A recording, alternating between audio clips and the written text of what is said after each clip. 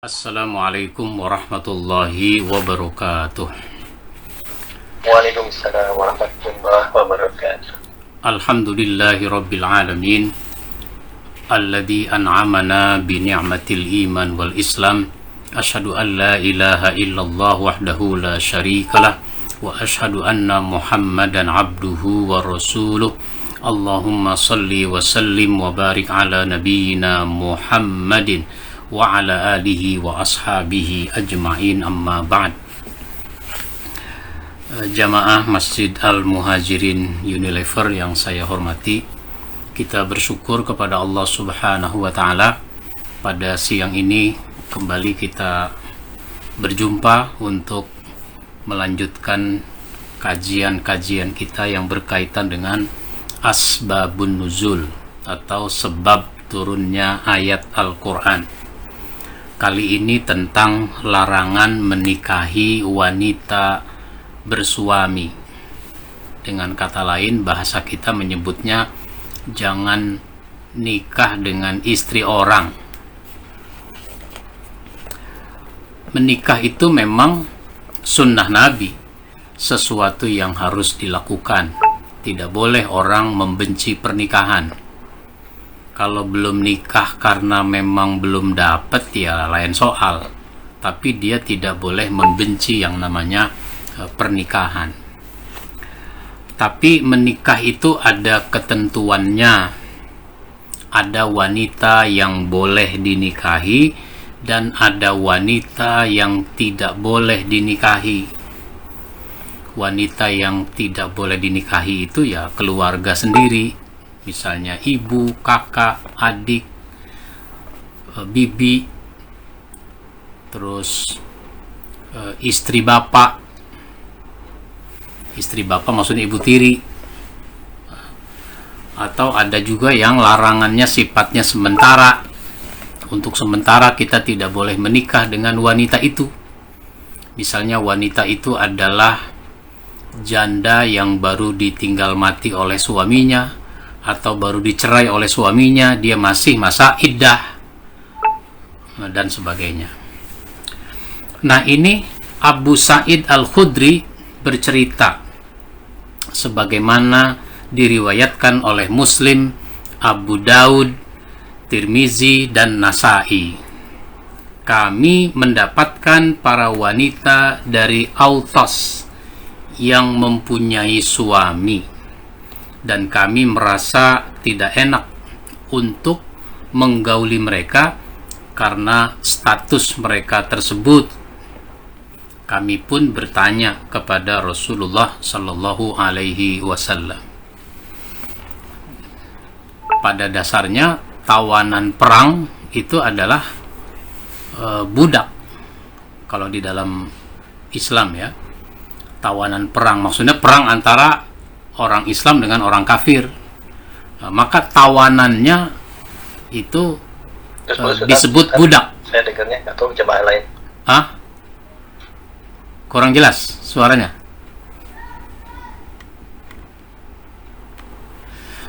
Baik. Sementara itu, At-Tabrani meriwayatkan dari Ibnu Abbas radhiyallahu an. Ia berkata, ketika Allah menaklukkan Khaybar untuk kaum muslimin, bahwa ketika itu umat Islam mendapati wanita ahli kitab yang menjadi tawanan perang tapi memiliki suami. Ketika wanita itu akan digauli, mereka berkata, saya masih bersuami. Maka Rasulullah ditanya tentang hal ini, boleh apa enggak? Asbabun nuzul itu kan sebab turunnya ayat itu dengan sebab ditanya, Nabi ditanya, atau respon Allah terhadap suatu kejadian. Ada lagi cerita, Ibnu Jarir meriwayatkan dari Ma'mar bin Sulaiman bahwa ayahnya berkata, seorang Hadrami mengatakan bahwa para lelaki dulu menetapkan atas dirinya untuk membayar mahar dalam jumlah tertentu. Kemudian terkadang ia kesulitan untuk membayarnya. Mahar itu, mas kawin, itu kan boleh dengan cara berutang, tidak tunai. Memang umumnya sekarang orang menikah itu mas kawinnya dibayar tunai gitu. Nah, dibayar nanti itu boleh. Nah, atas beberapa peristiwa ini Allah Subhanahu wa taala menurunkan surat An-Nisa ayat 24. Surat An-Nisa surat 4 ayat 24. A'udzubillahi minasyaitonir rajim. Wal muhsanatu minan nisa'i illa ma malakat aymanukum kitaballahi alaikum wa uhilla lakum ma wara'a dzalikum an tabtaghu bi amwalikum muhsinina ghaira musafihina famastamta'tum bihi minhunna fa'atuhunna ujurahunna faridah wala junaha alaikum fima taradaitum bihi min ba'dil faridah innallaha kana aliman hakima. Dan diharamkan juga kamu mengawini wanita yang bersuami kecuali budak-budak yang kamu miliki. Allah telah menetapkan hukum itu sebagai ketetapannya atas kamu. Dan dihalalkan bagi kamu selain yang demikian, yaitu mencari istri-istri dengan hartamu untuk dinikahi, bukan untuk berzina. Maka istri-istri yang telah kamu nikmati, maksudnya yang telah kamu campuri di antara mereka, berikanlah kepada mereka maharnya atau mas kawinnya dengan sempurna sebagai suatu kewajiban, dan tiadalah mengapa bagi kamu terhadap sesuatu yang kamu telah saling merelakannya. Sesudah menentukan mahar itu, sesungguhnya Allah Maha mengetahui lagi Maha bijaksana. Apa pelajaran yang kita ambil dari kisah dan ayat ini? Yang pertama, dalam Islam nikah merupakan suatu keharusan.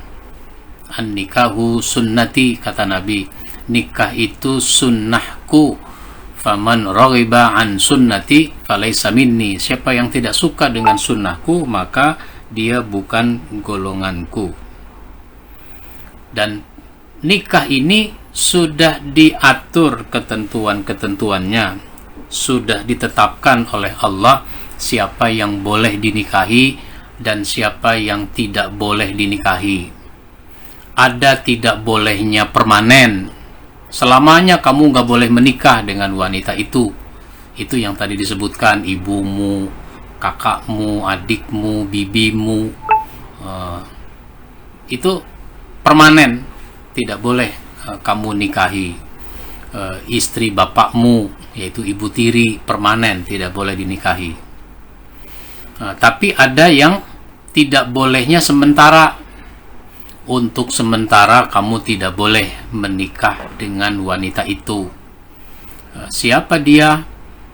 Misalnya ipar, kalau dia masih statusnya sebagai adiknya atau kakaknya istri. Istri masih ada, adiknya nggak boleh dinikahi, kakaknya tidak boleh dinikahi sementara. Nah, kalau misalnya istri meninggal, lalu si suami mau menikah dengan adiknya atau dengan kakak dari si istrinya, boleh-boleh aja. Kalau sama adiknya itu namanya turun ranjang, kalau sama kakaknya namanya naik ranjang. Nah, itu cuma nggak permanen, ini istilahnya nggak populer. Nah, Siapa lagi? Sementara tidak boleh kamu menikah dengan seorang janda yang statusnya masih masa iddah. Jadi orang harus sabar menunggu sampai masa iddahnya berakhir. Kalau masa iddah sudah berakhir, masa iddahnya orang yang dicerai hidup 3 bulan 10 hari, atau 3 kali suci, 3 kali haid. Orang yang ditinggal mati suaminya, itu masa iddahnya 4 bulan 10 hari. Kalau si janda itu hamil, masa iddahnya sampai melahirkan. Jadi orang harus sabar menanti sampai masa iddahnya berakhir. Nah, itu contohnya. Nah, kemudian yang kedua, di antara yang tidak boleh dinikahi itu adalah wanita yang bersuami. Tidak boleh menikah dengan istri orang kecuali telah bercerai. Cerai hidup atau mati dan berakhir masa iddahnya. Soalnya ada kasus-kasus, misalnya seorang wanita menggat dari suaminya, dia pergi meninggalkan suaminya, belum dicerai oleh suaminya, lalu dia nikah. Ada kan orang menikah, disebutnya menikah siri. Ada orang bertanya, Pak Ustadz, saya nikah siri oleh seorang wanita, kepada seorang wanita, tapi mantan suaminya menuntut agar saya membayar sekian juta. Nah, saya bilang, saya perlu penjelasan dulu, yang dimaksud dengan nikah siri itu bagaimana? Ya nikah nggak pakai dicatat di KUA. Dengan siapa? Dengan seorang janda. Taunya bapak dia janda itu dari mana? Karena kalau nggak dicatat di KUA, nanti dia itu nggak ada bukti tertulis, nggak ada administrasinya bahwa dia telah dicerai. Ya orang dia juga nikahnya dulu nikah siri, nggak dicatat juga, jadi nggak ada bukti tertulisnya. Nah, itu yang jadi kacau. Jadi saya bilang harus ada dulu bukti tertulis bahwa suaminya memang menceraikannya dan sudah berakhir masa iddahnya. Kalau nggak ada bukti tertulis, ya dia ngaku-ngaku aja tuh, ngaku-ngaku bahwa dia belum menceraikannya. Lalu bapak dituntut untuk bayar ganti rugi. Nah, itu begitu.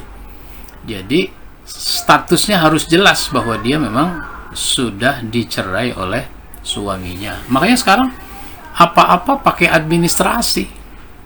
Mati aja pakai administrasi. Karena ada surat keterangan mati. Sehingga kalau ada surat keterangan mati, otomatis istrinya menjadi janda. Itu tanggal matinya kapan? Kan ada surat keterangan dari kelurahan misalnya, ada di situ surat tanggal matinya. Oh, matinya tanggal 1 Maret.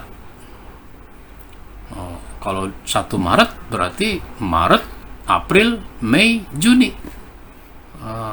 Nanti bulan Juli baru dia boleh menikah, karena sudah melewati 4 bulan. Begitu. Jadi sekarang ini apa-apa pakai administrasi, sampai bercerai pun harus ada administrasinya agar kuat statusnya secara administratif. Jadi bukan sekedar ngaku-ngaku bahwa dia udah dicerai. Jangan-jangan dia bukan dicerai, tapi dia menggat, ngomong aja udah dicerai, percaya aja. Kenapa? Karena cinta, karena suka, senang, akhirnya percaya aja, nikah. Ada juga seorang ibu bercerita kepada saya, Pak Ustadz, saya punya teman, maksudnya teman wanita itu, teman si ibu itu. Saya punya teman, cuma suaminya ada 2. suaminya ada dua. Jadi kalau siang hari suaminya yang satu ini pergi bekerja, suaminya yang itu datang. Wah, nggak boleh, saya bilang. Nggak boleh. Di dalam Islam tidak dibenarkan itu. Nah, yang ketiga, ketika seorang muslim hendak menikah, ia harus membayar mahar. Jadi dalam pernikahan itu harus ada mahar atau mas kawin sesuai dengan kesanggupannya. Mas kawin sesuai dengan kesanggupannya. Ya, masyarakat kita menyebut mas kawin ya karena umumnya orang menikah itu maharnya berupa emas, sehingga disebut mas kawin. Padahal mahar itu boleh apa saja, tidak mesti berupa emas. Ya, mau emas silahkan. Mas kawin itu bisa berupa pakaian, bisa berupa mobil, bisa berupa motor, bisa berupa rumah, bisa berupa tanah, apa saja. Pemberian dari pihak laki-laki kepada wanita untuk menjadi syarat rukun dalam pernikahan. Begitu. Berdasarkan kesanggupan. Jadi jangan memberatkan si pihak wanita, jangan minta yang si pihak laki-laki tidak sanggup. Jangan memberatkan. Dulu pernah ada sahabat ditanya oleh Nabi, kamu ini mau menikah apa tidak? Mau. Cuma sama siapa? Sama siapa? Kalau begitu kamu datang ke rumah seorang sahabat, dia punya anak gadis, bilang saja kamu diutus oleh saya. Kamu diutus oleh saya, lalu maksudnya mau ngelamar anaknya. Maka sahabat itu datang. Ya biasalah, assalamualaikum dijawab dan seterusnya. Saya ini diutus oleh Nabi untuk datang kemari. Oh iya silahkan. Pantang bagi kami sekeluarga kalau utusan Nabi datang tujuannya belum kesampaian. Ada apa Rasul mengutus engkau kemari? Kata beliau, saya diutus untuk melamar anak bapak, namanya si Fulana. Oh, boleh, saya terima lamaran itu. Gitu. Nah, itu udah ngelamar namanya. Saya terima lamaran itu. Kemudian nikahnya kapan? Sekarang juga boleh. Sekarang juga itu. Ya, katakanlah dia panggil keluarganya, dia panggil tetangganya untuk menyaksikan, menjadi saksi. Dinikahkan saat itu juga. Selesai. Jadi gampang aja itu nikah. Nah, sesudah dia menikah, dia pamit mau pulang dulu untuk melapor kepada Nabi. Maka dia pun pulang menemui Nabi, ya Rasul, saya udah diterima tuh lamaran, bahkan saya sudah langsung dinikahkan.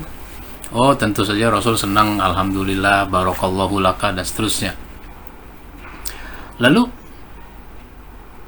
sahabat itu ngomong, ya Rasul, karena nikah sudah selesai, sudah sah, cuma masalahnya saya belum bayar mahar, saya nggak punya. Maka Rasul panggil sahabat-sahabat, tolong kumpulkan emas seberat biji kurma. Bisa nggak? Bisa, kumpulkan. Akhirnya ada tuh emas seberat biji kurma. Sesudah dibayar maharnya, sahabat itu ngomong lagi, ya Rasul, ini kan namanya orang nikah harus ada resepsi, harus ada walimah. Akhirnya Rasul itu panggil lagi sahabat, ayo sini, ada apa ya Rasul? ini sahabat kita sudah menikah, cuma belum walimah, belum resepsi. Apa yang bisa kalian bantu untuk resepsi? Akhirnya mereka kumpulkan bantuan.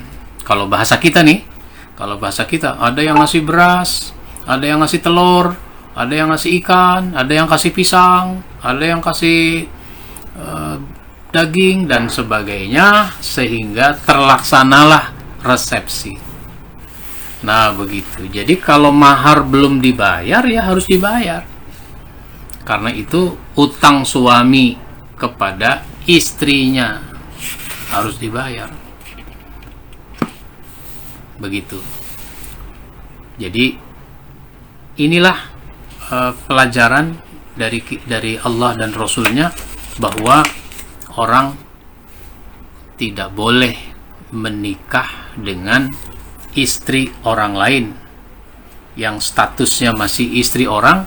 Itu jangan kita menikah dengannya sampai statusnya betul-betul menjadi janda dan sudah berakhir juga masa iddahnya. Baik, saya kira itu sebagai pengantar. Saya persilahkan, mungkin ada yang mau menyampaikan tanggapan atau pertanyaan. Silakan Pak Hendro. Ya, jamaah sekalian, ada yang mau bertanya? Silakan bisa lewat kolom chatting atau bisa langsung dengan ambil mikrofonnya langsung ke Ustaz. Ustaz, saya pernah ada ini Ustaz, ketemu orang ya waktu itu. Jadi dia itu awalnya dia nikah sama putrinya. Bukan putrinya, Pak. Sorry. Gini loh. Dia nikah, pokoknya gini, terakhirnya dia itu nikah sama ini yang tadinya mertuanya, ibu mertuanya. Jadi dia pernah nikah sama anaknya si ibu mertua tuh ya, terus dicerai. Nah, terus dia nikah sama si ibu mertua itu yang dulu terus sekarang. Itu boleh nggak? Iya, baik. Ibu mertua itu kedudukannya sama seperti ibu sendiri, sehingga dalam Islam itu tidak ada namanya bekas mertua, sekalipun sudah bercerai, cerai hidup atau cerai mati. Mertua mah tetap mertua, menantu tetap menantu. Jadi tidak ada bekas. Maka tidak boleh orang menikah dengan bekas, tidak boleh menikah dengan ibu dari bekas istrinya, atau dengan seorang bapak dari bekas suaminya, karena kedudukannya sudah kuat itu. Nggak boleh, meskipun dia lebih muda dari segi usia. Misalnya saya ini umur 57, terus saya menikah dengan wanita umur 25, ibunya umur 50. Baru setahun saya menikah, istri saya itu meninggal setelah melahirkan, misalnya begitu. Nah, ibunya baru 51, saya 58, masih tuaan saya sebagai menantunya. Lalu iseng-iseng lagi nonton TV, saya ngomong sama ibu mertua saya itu, "Mak, saya kan sekarang duda, emak kan janda karena bapak udah meninggal. Jadi bagaimana Mak kalau kita menikah saja?" Nggak boleh saya ngomong begitu. Nggak sah pernikahan itu. Begitu ya. Baik ya. Ya Ustaz. Alhamdulillah, ini sudah ada yang bertanya dari Pak Bang Supriyanto. Bismillah, mohon bertanya Ustaz. Islam sangat ketat dalam mengatur pernikahan. Salah satunya adalah dengan diatur masa iddahnya. Apakah ini terkait dengan status anak dan nasab si anak, atau ada hal lain? Ya. Sebelumnya. Salah satunya yang paling pokok itu masalah nasab. Karena dalam Islam itu yang namanya nasab itu sangat diperhatikan. Mirip-mirip kalau dalam kerajaan itu misalnya. Kalau kerajaan tuh begitu juga, nasab itu sangat diperhatikan. Garis keturunan, sebab nanti ada kaitan dengan perwalian, ada kaitan dengan warisan gitu. Misalnya ada orang berpacaran kemudian berzina. Sesudah berzina, si laki-laki pacarnya itu pergi entah kemana, tidak bertanggung jawab. Sementara si wanitanya baru dipastikan dia positif hamil, misalnya hamil baru 2 bulan, hamil baru 3 bulan.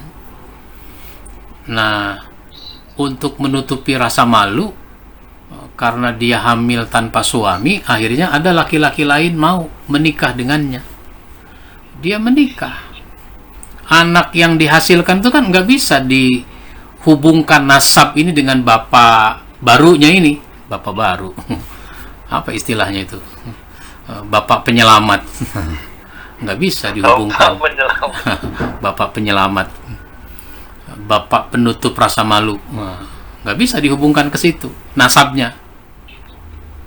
Maka sesudah wanita itu menjadi janda, sampai betul-betul rahimnya itu bersih dari suaminya yang dulu, sehingga nanti tidak ada kekacauan.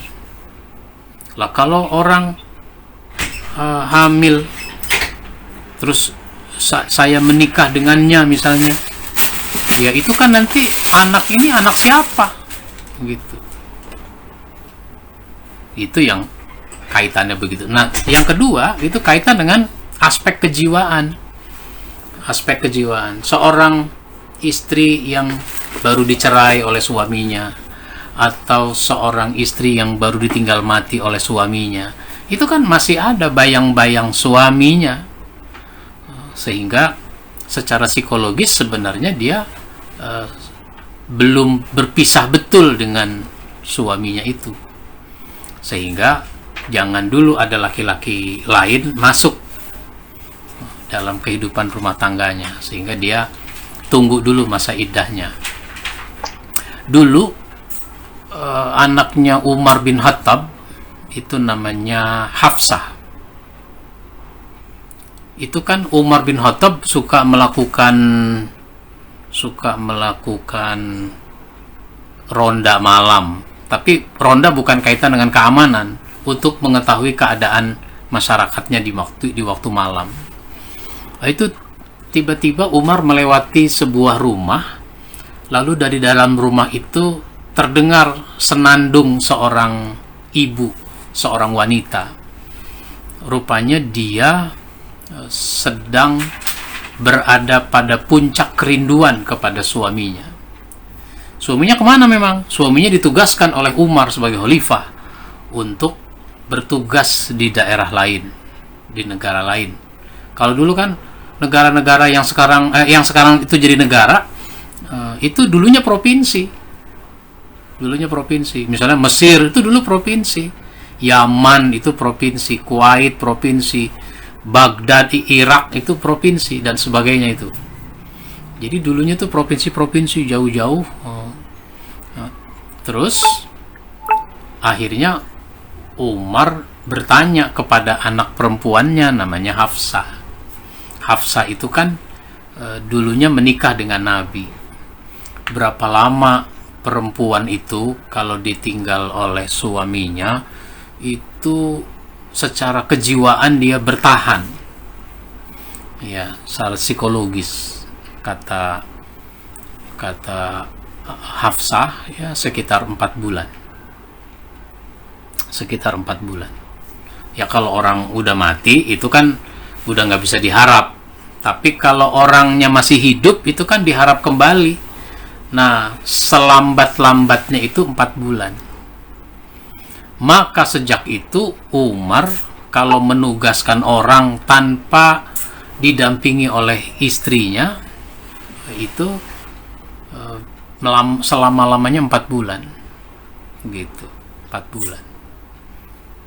Sehingga sekarang ada juga tuh saudara kita dari kalangan jamaah tabligh itu kalau huruj paling lama 4 bulan.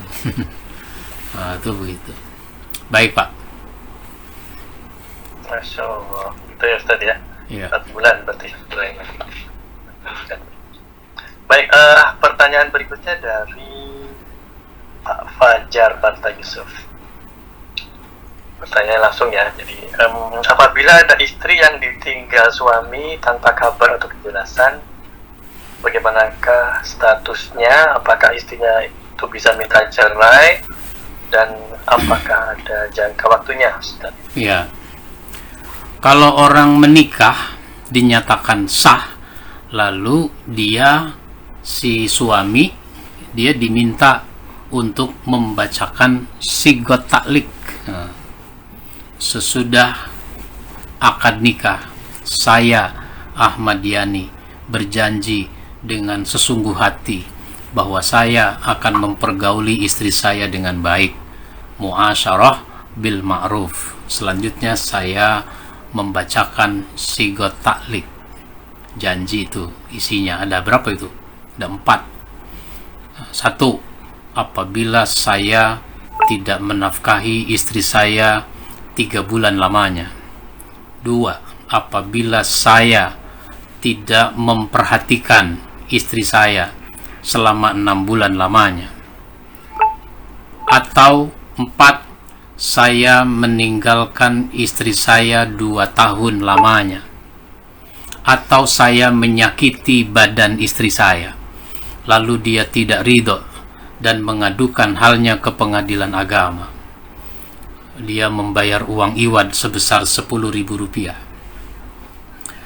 Saya kuasakan ke pengadilan agama untuk menjatuhkan talak 1 saya kepadanya, maka jatuhlah talak 1 saya kepadanya. Jakarta, tanggal berapa itu? Ya itu Ustadz masih hafal itu. Iya, padahal udah lama nggak nikah. Tapi masih hafal. Kenapa? Sering menyaksikan orang menikah. Jadi di situ 2 tahun. Kalau seorang suami pergi entah kemana, gak ada kabar cerita selama 2 tahun, maka istri jangan langsung merasa dicerai. Istri ke pengadilan agama dulu menyampaikan gugatan cerai. Berdasarkan itu tadi, menyampaikan gugatan cerai, nanti pengadilan agama akan memanggil suaminya dengan cara diumumkan, karena nggak ada nomor handphonenya segala macam. Nah, sesudah diumumkan ternyata dia nggak datang juga, maka pengadilan agama bisa memvonis dinyatakan cerai. Nah, sesudah si istri dinyatakan cerai, dia masuk masa iddah. Begitu. Sesudah berakhir masa iddah, baru dia boleh menikah dengan laki-laki lain. Prosedurnya begitu. Jangan langsung merasa karena udah 3 tahun misalnya, udah 3 tahun ditinggal suaminya, lalu wah udahlah saya dicerai kali. Nggak boleh begitu. Maka kalau suami itu meninggal karena bencana, itu kan ada juga keterangan tertulis dari Badan Penanggulangan Bencana mungkin. Misalnya masa pencaharian itu, pencaharian korban berapa lama? Kalau sudah dinyatakan dihentikan, ya berarti orang yang tidak ketemu dinyatakan mati. Misalnya begitu. Dianggap mati. Nah, itu saya nggak tahu tuh ada surat keterangannya nggak tuh bahwa suaminya udah mati. Begitu Pak. Baik, begitu ya Pak Fajar jawabannya. Terus ya, ada lagi Ustaz nih. Ada lagi misalnya istri kan menggugat cerai ke pengadilan agama ya Ustaz ya, karena mungkin suaminya secara finansial dia tidak bisa mencukupi kebutuhan istri gitu ya. Jadi istrinya ngerasa wah ini yang membiayain saya terus gitu loh. Terus sebagai suami itu apa gitu kan. seperti istilah kata suaminya mungkin penghasilannya lebih rendah kali dari istrinya ya. Nah terus dia minta gugat pengadilan agama, ya kan?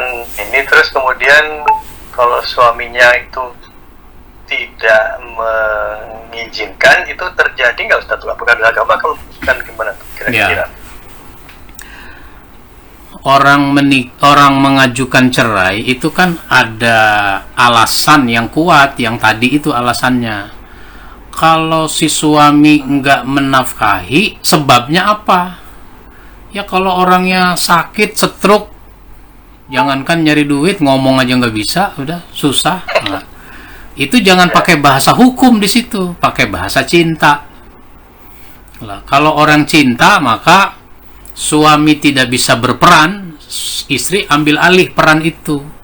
Istri namanya membantu suami. Nah, ini yang hebat.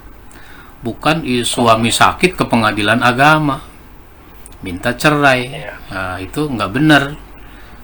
Sekalipun dikabulkan oleh pengadilan misalnya, ya karena suaminya nggak hadir di pengadilan, cerita kan bisa dibikin-bikin oleh si istrinya.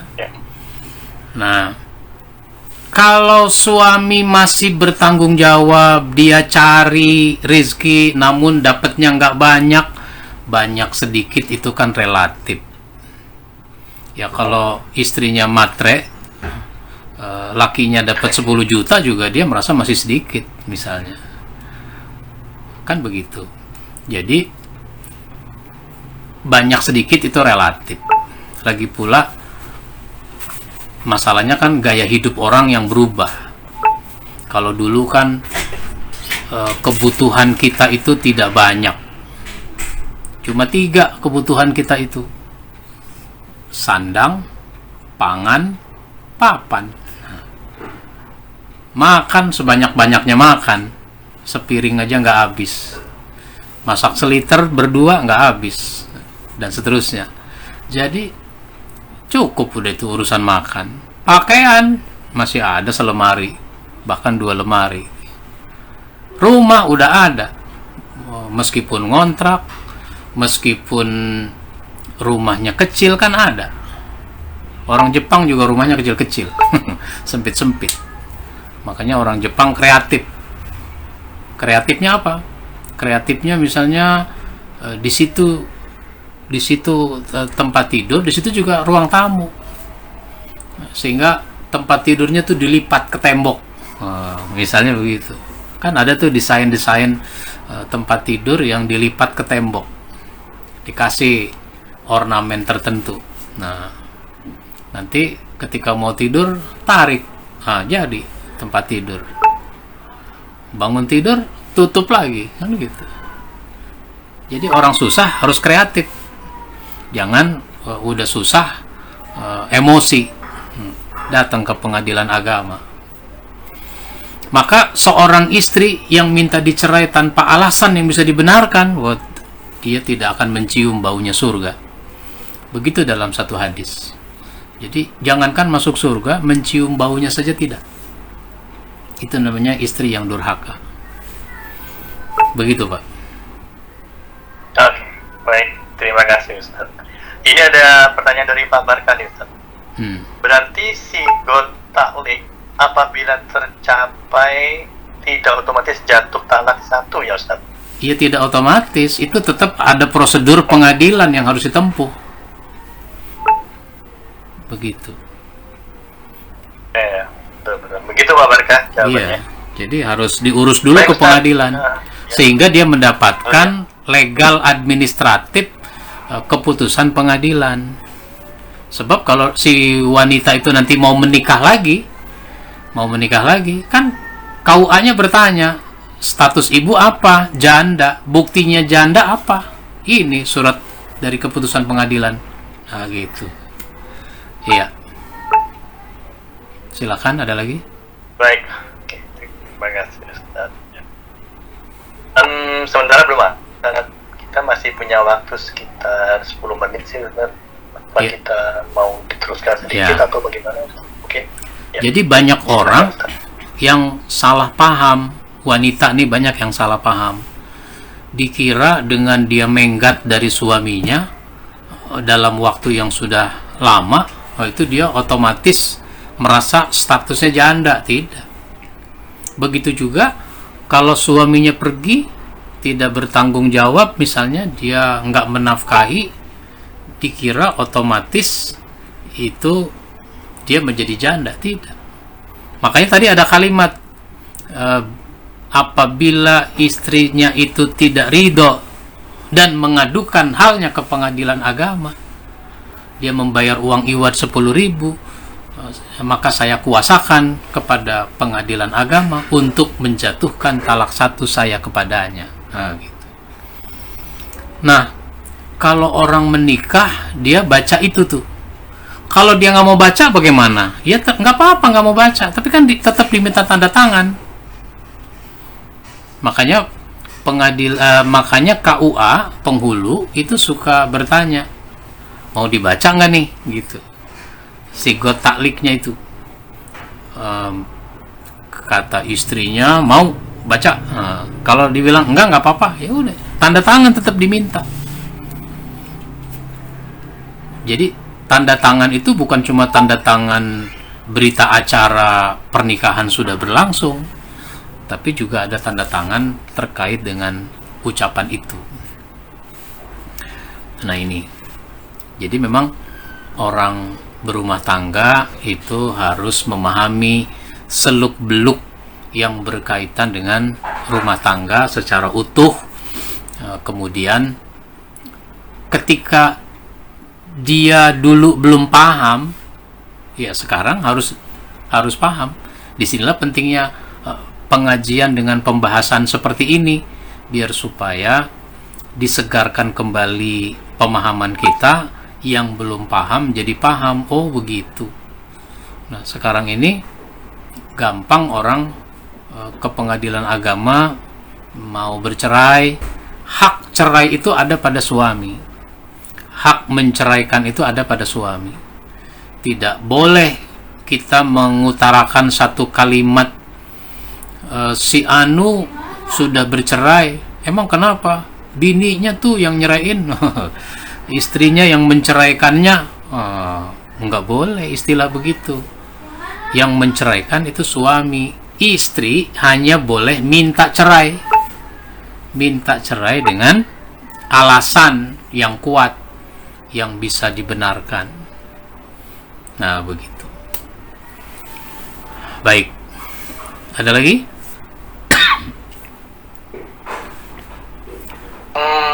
Belum ada, Ustaz. Baik. Sepertinya. Ya, kalau sudah tidak ada, kita cukupkan sampai di sini. Kita simpulkan bahwa yang namanya pernikahan, perceraian itu diatur sedemikian rupa. Kepada siapa kita boleh menikah, kepada siapa kita tidak boleh menikah.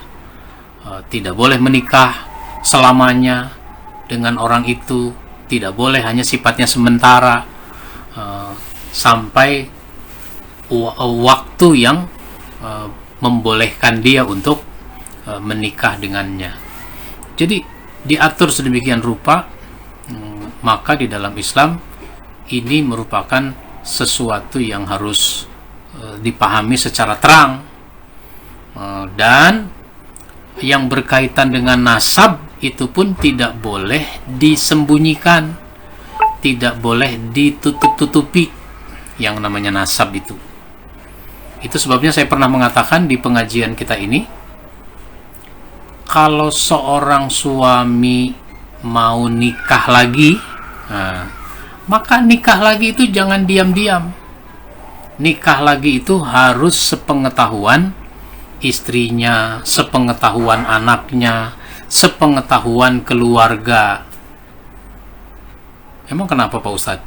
Ya dulu waktu dia nikah, orang sekampung tahu kalau dia nikah, kan begitu. Sekarang nikah lagi masa nggak ada yang tahu? Itu berarti ada yang disembunyikan tuh. Jadi jangan ditutup-tutupi, karena konsekuensinya ada dua. Satu, konsekuensinya adalah nasab. nasab. Kalau saya nikah lagi tadi dengan seorang wanita umur 25, padahal saya sudah punya anak umur 27, anak umur 30. Kalau sesudah saya menikah, kemudian saya meninggal, anak saya nggak tahu, istri saya nggak tahu kalau saya udah punya istri lagi. Suatu ketika kan anak saya mungkin saja lagi berkunjung ke suatu desa, ada kegiatan, dia berkenalan dengan seorang wanita, umurnya baru 26, 27 misalnya. Kemudian anak saya tertarik, orang-orang juga bilang ini janda kembang misalnya gitu. Akhirnya apa? Anak saya nikah sama bekas istri saya. Nah, itu bahaya, nggak boleh. Itu bapak tiri. Begitu juga dari istri pertama saya punya anak, dari istri kedua juga punya anak. Nah, karena saya udah meninggal, dia nggak saling tahu. Akhirnya apa? Kuliah satu kampus, udah dewasa. Jatuh cinta, nikah. Itu nggak boleh, kakak beradik. Ini namanya nasab. Belum lagi nanti menyangkut waris. Karena istri kedua ahli waris, anak dari istri kedua juga ahli waris. Baik, ini yang kita bahas, mudah-mudahan bermanfaat, dan mari kita akhiri dengan sama-sama berdoa. Bismillahirrahmanirrahim. Alhamdulillahirabbil alamin. Allahumma salli ala Muhammad wa ala ali Muhammad. Rabbana ighfir lana wa liwalidayna warhamhuma kama rabbayana shaghira. Allahumma arinal haqqa haqqan warzuqna ittiba'ah wa arinal batila batila warzuqna ijtinabah. Rabbana la tuzigh qulubana ba'da idh hadaitana wa hab lana min ladunka rahmah innaka antal wahhab. Rabbana atina fid dunya hasanah wa fil akhirati hasanah wa qina adzaban nar. Walhamdulillahi rabbil alamin. Wassalamualaikum warahmatullahi wabarakatuh. Waalaikumsalam warahmatullahi wabarakatuh. Demikianlah kajian Bada Zuhur online hari ini, jemaah sekalian. Terima kasih kepada Ustaz Ahmad Yani atas waktu dan ilmunya dan juga partisipasi dari jemaah sekalian. Semoga manfaat dari apa yang disampaikan tadi dapat menambah wawasan keislaman kita dan dapat kita terapkan di hidup kita sehari-hari.